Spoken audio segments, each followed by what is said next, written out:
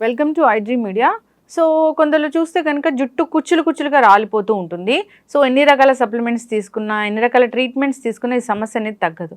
అసలు ఈ సమస్య అనేది ఎందుకు, మరి రాకుండా జాగ్రత్తలు ఏంటి, వెజిటబుల్ థెరపీ దీని గురించి ఏం చెప్తుంది, వివరాలు తెలుసుకుందాం. మనతో పాటు ఉన్నారు ప్రముఖ vegetable therapist and Sun Spiritual Society founder Vikramaditya guruji గారు. గురుగారు నమస్కారం అండి. నమస్తే సురేష్. ఈ జుట్టు పెరగడానికి చాలా రకాల ప్రయత్నాలు చేస్తూ ఉంటారు. కొందరిలో మాత్రం అసలు జుట్టు పెరగదు, ఒక లెవెల్ వరకు వచ్చి ఆగిపోతుంటుంది. కొందరు అసలు ఏ పౌష్టికాహారం తీసుకోకపోయినా జుట్టు విపరీతంగా పెరుగుతూ ఉంటుంది. సో ఇది పక్కన పెడితే జుట్టు కొందరిలో కుచ్చులుగా రాలిపోతూ ఉంటుంది. ఎందుకు ఈ సమస్య అసలు? రకరకాల సప్లిమెంట్స్, రకరకాల ఆన్లైన్లో అట్లా ఇట్లా డాక్టర్ల దగ్గరికి వెళ్తూ ఉంటారు, అయినా కానీ ఈ జుట్టు రాలే సమస్య తగ్గదు. కుచ్చులుగా జుట్టు రాలిపోవడాన్ని ఎలా అరికట్టవచ్చు, అసలు ఈ సమస్య ఎందుకు? శీతాకాలం మొక్కలను చూస్తారా, అంటే ఎండాకాలానికి ముందు ఇవన్నీ కూడా శుభ్రంగా ఆకులు రాలిచేస్తాయి. అవును, చెట్లన్నీ కూడా విపరీతంగా రాలిపోతుంది. అంటే మరి చల్లటి వాతావరణం, అసలు ఎండాకాలం కదా, ఎండ వేడికి అవి రాలిపోవాలి, కానీ అప్పుడేమో చిగురుస్తాయి, చిగుర్లు తొడుగుతాయి కొత్తగా. కానీ శీతాకాలం ఆకు రాల్చేస్తాయి. అంటే ప్రతి మనిషి జీవితంలో కూడా ఎంటుకలు రాలటం అనేది సహజ గుణం. అంటే మన శరీరంలో కణజాలాలు, డెడ్ సెల్స్ డ్యామేజ్ అవుతుంటే రీజనరేట్ అవుతూ ఉంటాయి. జుట్టు కూడా సేమ్ అంతే, అలా వస్తూనే ఉంటుంది, పెరుగుతూనే ఉంటుంది. కానీ అంటే విపరీతంగా రాలిపోతుంది అన్నప్పుడు మీరు అక్కడ గమనించవలసింది ఏంటి అంటే, ఆక్సిజన్ సప్లై తలకి తక్కువగా ఉంది. వాళ్ళు అంటే స్ట్రెస్ వల్ల, యాంగ్జైటీ, డిప్రెషన్, వీటి వల్ల, అంటే పౌష్టికాహార లోపం ఇది ఒకటి ప్రధాన కారణం. అంటే సీజనల్గా నేను ఇప్పుడు మొక్కల్ని ఎందుకు ప్రామాణికంగా తీసుకున్నాను అంటే, రాల్చేసిన ప్రతి మొక్క కూడా పూర్తిగా మళ్ళీ ఎండాకాలం వచ్చేసరికి ఆ వేడిని తట్టుకోవడానికి చల్లగా మారిపోతుంది. చాలా నవనవలాడుతూ ఉంటాయి ఆకులన్నీ కూడా.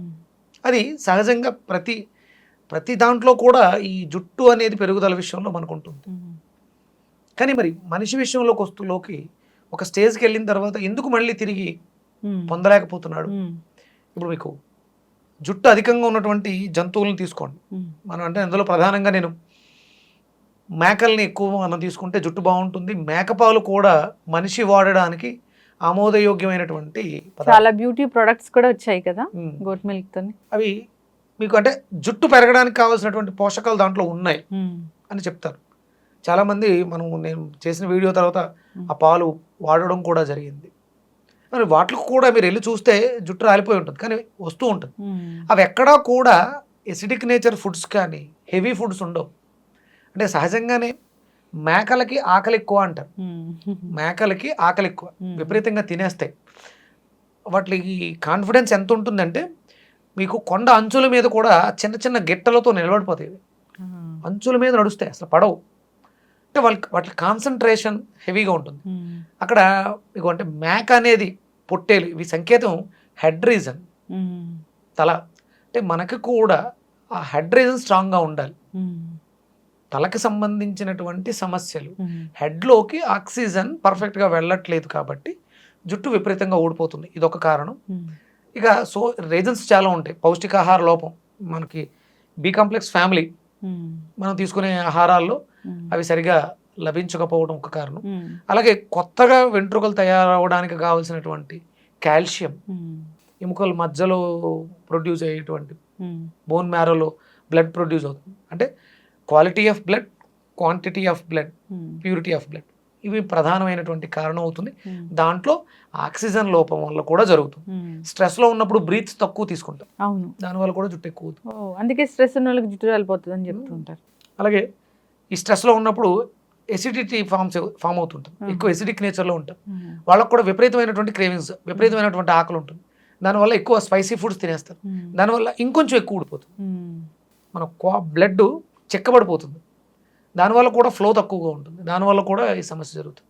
దీనికి ప్రధానంగా మనం తలని బాగు చేసుకోవాలి అనుకున్నప్పుడు మనం ఫస్ట్ ముందు బాగు చేసుకోవాల్సింది గట్ హెల్త్, పొట్టను బాగు చేసుకోవాలి. ప్రతిదానికి రూట్ కాజ్ అదే 100%. ఎందుకంటే మీరు తల రాలుతుంది అని ఒక ట్యాబ్లెట్ వేసినా, కాలు గోరు సరిగా పెరగట్లేదు, లేకపోతే కోరికి దెబ్బ తగిలిందని ట్యాబ్లెట్ వేసినా నోటు ద్వారా పొట్టలోకి వెళ్తుంది తప్ప ఇంకెక్కడికి వెళ్ళదు డైరెక్ట్. అందుకని ముందు ఫస్ట్ స్టమక్ను బాగు చేసుకోవాలి.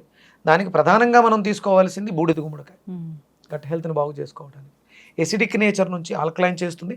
హెడ్ రీజన్స్, తలలో వచ్చేటువంటి చాలా రకాల మార్పులకి, కంటి ఆరోగ్యాన్ని మెరుగుపరుచుకోవడానికి, చెవు ఆరోగ్యాన్ని మెరుగుపరుచుకోవడానికి, నోస్ని మెరుగుపరుచుకోవడానికి, జుట్టుని పెంపొందించుకోవడానికి బూడిద గుమ్మడికాయ జ్యూస్ అనేది చాలా అద్భుతంగా పనిచేస్తుంది.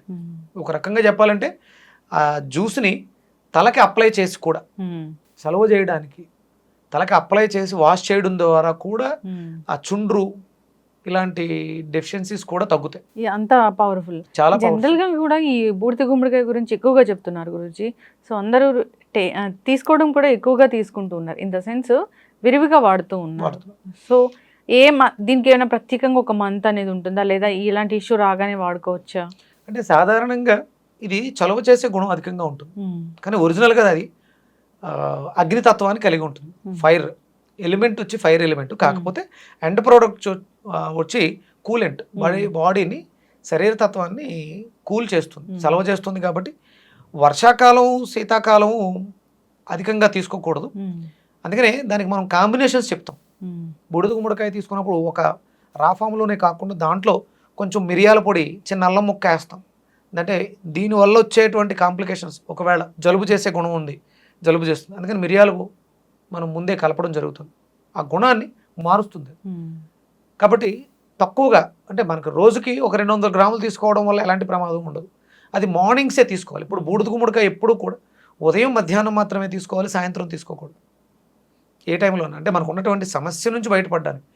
చాలామంది కొన్ని వీడియోస్లో కూడా చూసాను నేను, ఈ రా ఫామ్లో ఉన్నటువంటి బూడిద గుమ్మడికాయని తీసుకుంటే, పచ్చివి తీసుకుంటే, పచ్చి కూరగాయలు జ్యూసులుగా తీసుకుంటే కిడ్నీలో రాళ్ళు వస్తాయి. జనరల్గా కూడా చాలా మంది పెద్ద పెద్ద గురూజీలు, చాలా పెద్ద పెద్ద పండితులు కూడా ఈ బూడిద గుమ్మడికాయ తీసుకుంటే ఒంటికి మంచిది అని చాలా నంబర్ ఆఫ్ వీడియోస్ అయితే ఉన్నాయి. చాలా మంది చాలా సంవత్సరాలుగా చెప్తున్నారు. ఈ 3-4 ఏళ్లలో చాలా మంది తాగారు. అంటే వాళ్ళని కన్ఫ్యూజ్ చేస్తున్నారు, ఆడియన్స్ని కన్ఫ్యూజ్ అవ్వు కామెంట్స్ పెట్టడం, నన్ను కూడా అడగడం జరిగింది. పచ్చివి తీసుకుంటే మీకు కిడ్నీలో రాళ్ళు వస్తాయి అంటున్నారు. ఎంతవరకు? అంటే దాంట్లో ఏదో ప్రాపర్టీ ఉంది, అది కిడ్నీలో స్టోన్గా ఫామ్ చేస్తుంది. అంటే సహజంగా మనం అనుకుంటున్నాం అది పచ్చిది అని. ఇవాళ మనం బయట టెంపరేచర్ ఎంత ఉంది చూడండి, 35 degrees, మినిమం 40 ఉంటుంది. అదే సమ్మర్లో అయితే 45 to 48కి వెళ్తుంది కదా. అంటే అది మనం తెంపడానికి ముందు బయట ఎన్ని డిగ్రీస్ ఉంది? 35 degrees మినిమం ఉంది. అంటే అది 35 degreesలో ఏమవుతుంది? కుక్ అవుతుంది కదా. అదేమి మీరు అనుకున్నట్టు రాలో లేదు. దాన్ని ఇంకొంచెం మనకి అవసరాలకు మార్చుకుంటున్నాం. అది 50 degrees, 60 degrees, 70 degrees, 100 degreesలో మారుస్తున్నాం. అందుకని మీరేమో అపోహ పడక్కలేదు. బూడిద గుమ్మడికాయ తాగడం వల్ల కిడ్నీలో రాళ్ళు వస్తాయి అనేది మాత్రం అయితే అపోహ. ఇలాంటివి మీరు భయపడవద్దు. మిమ్మల్ని అంటే భయపెట్టడానికి మిడిమిడి జ్ఞానంతో కొంతమంది మాట్లాడుతూ ఉండొచ్చు. వాటి గురించి ఆలోచించక్కలేదు. తలకి సంబంధించినటువంటి సమస్యలు, హెయిర్ పెరగడానికి మీరు కావాలనుకున్నప్పుడు బూడిద గుమ్మడికాయ మీకు అద్భుతంగా సహాయం చేస్తుంది. హెయిర్ పెరగడానికి కూడా, జుట్టు రాలడం ఆపుతుంది. అంటే ఒకటి మీరు చూడండి, ఎడారి భూముల్లో ఉన్నటువంటి మొక్కలు ఆకుల పెరుగుదల తక్కువగా ఉంటుంది. అవసరానికి సరిపడా మన శరీరంలో నీటి శాతం ఎక్కువగా ఉంటుంది. తర్వాత సెకండ్ ప్లేస్ గాలికి ఇవ్వబడి ఉంటుంది. 72% వాటర్ ఉంటే 5% ఎంతో బ్లడ్ ఉంటుంది, 8% ఎంతో ఎయిర్ ఉంటుంది అని చెప్తారు. అవన్నీ కూడా సఫిషియెంట్గా ఉండాలి. అంటే నీటి శాతం ఎందుకు తక్కువగా ఉంది, డిహైడ్రేట్ ఎందుకు అయిపోతుంది, దాన్ని మనం రీప్లేస్ చేసుకోవడానికి బూడిద గుమ్మడికాయ తీసుకోవడం ద్వారా మన శరీరంలో ఆ తత్వం పెరుగుతుంది. అందుకని మినిమం జుట్టు పెరగడానికి ఇది ఒక సఫిషియెంట్ వాటర్ కూడా ఉండాలి. అలాగే ప్రాణాయామం ఎక్కువగా చేయాలి. దానికి సరిపడా మనం తీసుకుంటున్నటువంటి ఆహారాల్లో మెలనిన్ కంటెంట్ ఉన్నది, విటమిన్ బి కాంప్లెక్స్ ఫ్యామిలీ ఉన్న ఫుడ్స్ ఎక్కువగా తీసుకోవాలి. ఓకే, ఎస్, ఖచ్చితంగా గురుగారు చాలా చక్కగా చెప్పారండి. నిజంగా ఇలాంటి ఆల్కలైన్ ఫుడ్ అంటారు కదా, ఆల్కలైన్ ఫుడ్ జుట్టు సంరక్షణకి మనం కెమికల్ బేస్ షాంపూలు వాడుతున్నాం, అది కూడా ఒక కారణం అవుతుంది. దాని నుంచి బయటపడి కుంకుడుకాయలు వాడుకోగలిగితే, న్యాచురల్ సీకాకాయ, కుంకుడుకాయలు ఇలాంటివి ఉన్నాయి, అవి వాడుకోవడం, న్యాచురల్ ప్రోడక్ట్స్ వాడుకోవడం ద్వారా మనం బయట కూడా రక్షణ చేసుకోవడానికి అవకాశం ఉంటుంది. చూడండి, వేడి చేస్తున్నప్పుడు మెంతులు పిండి చేసుకుని మెంతాకు, గోరింటాకు పొడి ఇవన్నీ కూడా పేస్ట్లా గడిపి పెడుతూ ఉంటారు సమయం ఉన్నప్పుడు. అది కూడా ఒక రకమైనటువంటి రక్షణను ఇస్తుంది న్యాచురల్గా, జుట్టు పెరగడానికి కానీ జుట్టు ఊడిపోకుండా ఉండడానికి కానీ. ఖచ్చితంగా గురుగారు. సో ఇంటర్నల్ టేకింగ్ కూడా చాలా మంచి ఫుడ్స్ అయితే తీసుకోవాలి. మీరు ఎప్పుడెప్పుడు చెప్తూ ఉంటారు కరివేపాకు ఇలాంటివి కూడా తీసుకుంటే చాలా మంచిది అని. సో అలాంటివన్నీ అంటే ఇప్పుడు న్యాచురల్ నేను గా చెప్పిన ఐరన్ ఫ్యామిలీ అంతా కూడా కరివేపాకులు ఎక్కువ ఉంటుంది, కూరాకులు. ఎస్ కరివేపాకుని విరివిగా వాడుకోవాలి. ఖచ్చితంగా గురువు గారు. సో అప్లికేషన్స్ కూడా ఎక్స్టర్నల్ అప్లికేషన్స్ కూడా చాలానే చెప్పారు. సో బూడిద గుమ్మడికాయ జ్యూస్ కూడా చాలా బాగా పనిచేస్తుంది అన్నారు. సో ఎక్స్టర్నల్గా అప్లై చేసుకోవాలని కోరుకుందాము. చాలా చక్కటి ఇన్ఫర్మేషన్ అండి. ధన్యవాదాలు. సూర్యస్మిత.